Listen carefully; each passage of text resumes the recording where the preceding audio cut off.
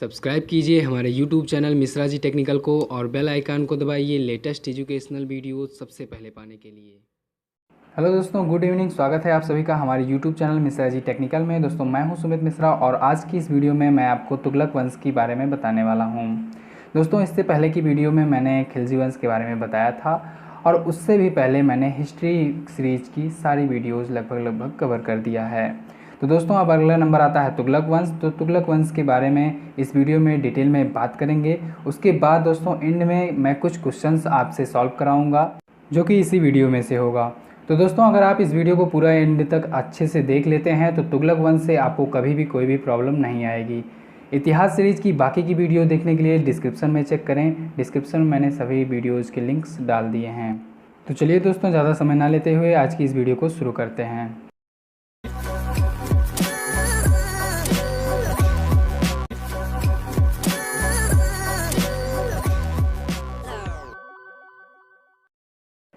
दोस्तों पिछली वीडियो में मैंने खिलजी वंश के बारे में आपको बताया था कि खिलजी वंश 1290 ईस्वी से 1320 ईस्वी तक चला था, जिसका महानतम शासक अलाउद्दीन खिलजी हुआ, जो कि 1296 ईस्वी से 1316 ईस्वी तक यानी कि 20 साल तक राज किया। उसके बाद दोस्तों 5 सितंबर 1320 ईस्वी को गयासुद्दीन तुगलक नामक एक सरदार ने खुसरो शाह को पराजित कर दिया और जाकर दिल्ली के सिंहासन पर बैठ गया। तो दोस्तों यहीं से एक तुगलक वंश की नींव पड़ी जो कि 1320 ईस्वी से 1398 ईस्वी तक चला। दोस्तों गयासुद्दीन तुगलक जनता के प्रति उदार और एक अच्छा शासक था। इसने नहरों और कुओं का निर्माण कराया था जो कि सिंचाई के लिए था और संभवतः नहरों का निर्माण कराने वाला ये पहला शासक था। दोस्तों इसने अलाउद्दीन खिलजी द्वारा लिए गए अमीरों की ज़मीनों को वापस लौटा दिया। गयासुद्दीन तुगलक को ही गाजी मलिक के नाम से भी जाना जाता है और इसने मंगोलों के लगभग 29 आक्रमणों को हमलों को रोका था। दोस्तों गयासुद्दीन तुगलक ने दिल्ली के समीप स्थित पहाड़ियों पर अपने वंश के नाम से एक नगर स्थापित किया जिसका नाम तुगलकाबाद रखा। तुगलकाबाद में ही दोस्तों एक दुर्ग स्थापित किया गया जिसका नाम 56 कोट रखा गया और ये दुर्ग जो था वो रोमन शैली में बना हुआ था। दोस्तों गयासुद्दीन तुगलक के बेटे का नाम था जूना खां। जूना खां ने एक महल बनवाया था जो कि लकड़ी का था। जब ये बंगाल के अभियान से लौट रहे थे तो उस समय उस जूना खां के महल में रुके हुए थे। दोस्तों वो लकड़ी का महल गिर गया जिसके नीचे दबकर गयासुद्दीन तुगलक उर्फ गाजी मलिक की 1325 ईस्वी में मृत्यु हो गई। मृत्यु के बाद दोस्तों जूना खां यानी कि उसका लड़का जो था वो मोहम्मद बिन तुगलक के नाम से दिल्ली के सिंहासन पर बैठा। दोस्तों इतिहासकारों का मानना है कि मध्यकालीन में जितने भी राजा हुए, जितने भी शासक हुए, उनमें मोहम्मद बिन तुगलक सबसे ज़्यादा शिक्षित, विद्वान और योग्य व्यक्ति था। लेकिन दोस्तों इसकी सनक भरी योजनाओं और क्रूर कृत्यों के कारण लोग इसे पागल और रक्त पिपासु कहते थे। इसने 4 योजनाएं लागू की थी। पहला था दोआब क्षेत्र में कर वृद्धि। दूसरा, इसने अपने राजधानी को दिल्ली से देवगिरी में स्थानांतरित कर दिया और उसके बाद उसका नाम दौलताबाद रख दिया। तीसरा, इसने सांकेतिक मुद्रा का प्रचलन किया था जिसकी वजह से इसका काफ़ी ज़्यादा मजाक उड़ाया गया। उसके बाद खुरासन एवं कराचिल के अभियान के लिए भी इसका काफ़ी ज़्यादा विरोध हुआ। दोस्तों मोहम्मद बिन तुगलक ने कृषि के विकास के लिए अमीर कोही नाम की एक नवीन विभाग की स्थापना की थी। ठीक है, अमीर कोही नाम की स्थापना मोहम्मद बिन तुगलक ने की थी। दोस्तों मैंने आपको एक बार बताया था कि इतिहास की जानकारी विदेशी यात्रियों, कवियों, लेखकों और शिलालेखों के माध्यम से मिलती है। तो इसके शासनकाल में जो अफ्रीकी यात्री आया था उसका नाम था इब्ने बतूता। ठीक है, इब्ने बतूता 1333 ईस्वी में मोहम्मद बिन तुगलक के ही शासनकाल में आया था। ठीक है, इसकी पुस्तक का नाम था रेहाला। ये भी इम्पोर्टेंट है। इब्ने बतूता की पुस्तक का नाम रेहला था जो कि मोहम्मद बिन तुगलक के घटनाओं के बारे में, उसके शासनकाल की घटनाओं के बारे में हमें जानकारी देती है। दोस्तों 20 मार्च 1351 ईस्वी को मोहम्मद बिन तुगलक सिंध जा रहा था। वहीं रास्ते में थट्टा के निकट इसकी मृत्यु हो गई। दोस्तों एक बात और ध्यान में देने लायक है कि इसी के शासनकाल में दिल्ली में ये शासन कर रहा था मोहम्मद बिन तुगलक। उधर दक्षिण भारत में जो था वो हरिहर और बुक्का नामक 2 भाई थे।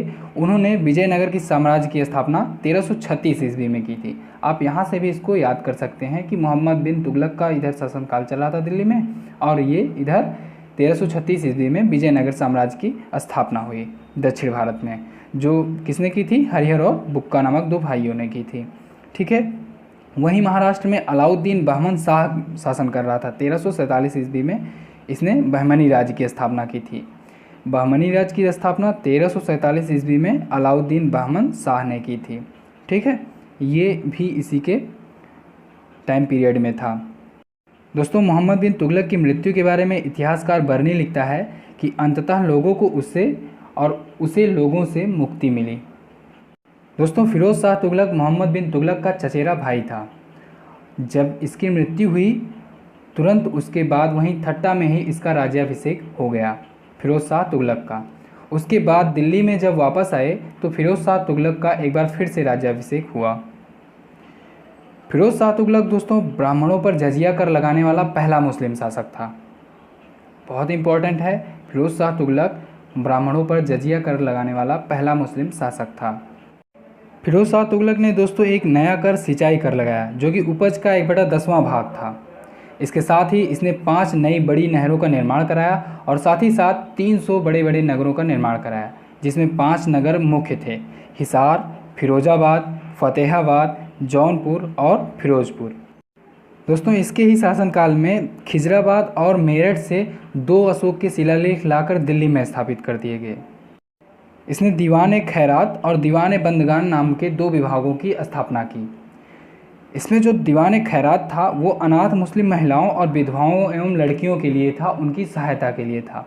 और जो दीवान बंदगान था वो दासों की देखभाल के लिए था। दोस्तों, इसी के शासनकाल में सबसे ज़्यादा दासों की संख्या थी, वो थी लगभग 1,80,000 के करीब थी। दोस्तों, सुल्तान फिरोज शाह तुगलक ने ही दिल्ली में स्थित कोटाला फिरोज शाह दुर्ग की स्थापना की। और दोस्तों, फिरोज शाह कोटाला नाम का एक स्टेडियम भी है दिल्ली में, इसको भी आपको ध्यान में रखना है। दोस्तों, इसने अपनी आत्मकथा फतुहात ए फिरोज शाही की रचना की। सन 1388 ईस्वी में फिरोज शाह तुगलक की मृत्यु हो गई। दोस्तों, इसकी मृत्यु के बाद तुगलक वंश का पतन शुरू हो गया। तुगलक वंश का अंतिम शासक नसीरुद्दीन महमूद तुगलक था। दोस्तों, 1398 ईस्वी में नसीरुद्दीन महमूद तुगलक के ही शासनकाल के समय दिल्ली पर तैमूर लंग ने आक्रमण किया था। इस आक्रमण के बाद तुगलक वंश का पतन हो गया और इसके बाद आता है दोस्तों सैयद वंश। सैयद वंश कुछ ज़्यादा चला तो नहीं, केवल 37 वर्ष ही चला, लेकिन वो 1414 ईस्वी से 1451 ईस्वी तक चला। सैयद वंश के बारे में भी आपको थोड़ा सा बता देते हैं। सैयद वंश का जो संस्थापक था वो था खिज्र खां। खिज्र खां दोस्तों तैमूर लंग का सेनापति था। जब भारत से तैमूर लंग लौट रहा था नरसंहार करके, तो खिज्र खां को मुल्तान, लाहौर और दीपालपुर का शासक नियुक्त कर दिया था। उसी ने सैयद वंश की नींव डाली थी। खिज्र खां दोस्तों नियमित रूप से तैमूर के पुत्र शाहरुख को कर भेजा करता था, यानी कि खिज्र खां शासन यहाँ करता था और टैक्स शाहरुख को भेजा करता था, जो कि तैमूर लंग का पुत्र था। खिज्र खां की मृत्यु 1421 ईस्वी में 20 मई को हो गई। उसके बाद उसका पुत्र मुबारक खां हुआ, जिसने शाह की उपाधि धारण की। दोस्तों, मुबारक शाह के दरबार में याहिया बिन सरहिंदी नाम का एक कवि रहता था। दोस्तों, सरहिंदी ने ही तारीख़ मुबारक शाही की रचना की, जिसकी मदद से हमें सैयद वंश के बारे में जानकारी मिलती है। दोस्तों, मुबारक शाह ने ही मुबारकाबाद नाम के एक नगर की स्थापना की, जो कि यमुना नदी के किनारे बसा हुआ है। दोस्तों, सैयद वंश का अंतिम शासक अलाउद्दीन आलम शाह था। सैयद वंश 1414 से 1451 ईस्वी तक चला, लगभग 37 वर्षों तक। उसके बाद इसका भी पतन हो गया। अब दोस्तों सैयद वंश के बाद आता है लोधी वंश, जो कि मैं अगली वीडियो में आपको बताऊंगा। चलिए कुछ इंपॉर्टेंट क्वेश्चंस के बारे में देख लेते हैं जो कि एग्जाम्स में पूछे जाते हैं, और इसी वीडियो में से मैं उन क्वेश्चंस को पुटअप करूँगा और आपको 10 सेकंड का मौका दूंगा। आप रफ और पेन के साथ बैठिए, आंसर्स को अपने रफ में लिखिए। उसके बाद में आप अपने आंसर को डिस्क्रिप्शन में दिए हुए आंसर से मैच कराइए। तो दोस्तों wish you all the best. ये रहा पहला क्वेश्चन।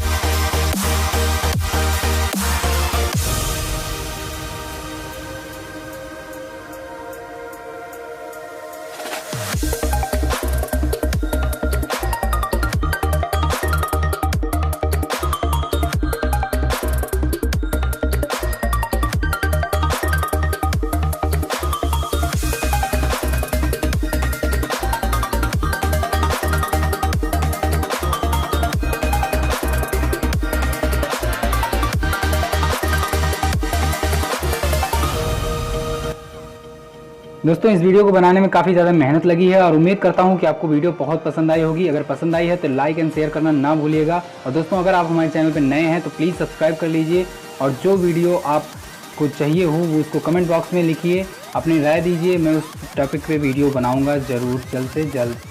तो दोस्तों आज की इस वीडियो में बस इतना ही। Bye bye.